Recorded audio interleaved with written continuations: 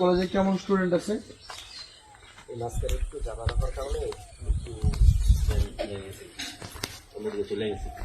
আমাদের এই কলেজটা প্রতিষ্ঠিত হয়েছে 2014 সালে। তারপরে মোটামুটি 2-3 বছর রান করছিল, ভালো স্টুডেন্ট ছিল।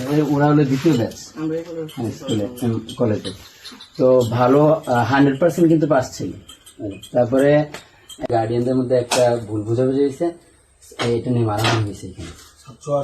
হ্যাঁ, মারামারি হওয়ার পরে এই যে মারামারিটা মূলত এই ছাত্র শিক্ষকদের মধ্যে হয়েছে।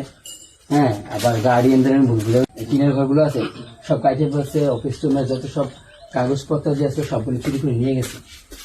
তারপরে এখানে যে ভর্তি ছিল ওই রানী মানে মাসিক একটা চাঁদা করছে আর কি, 4 লাখ টাকা 15 জন টিচার থাকবে, 20,000 টাকা করে বেতন দিল।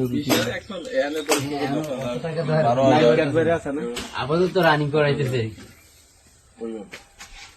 এখন পর্যন্ত রাস্তাটি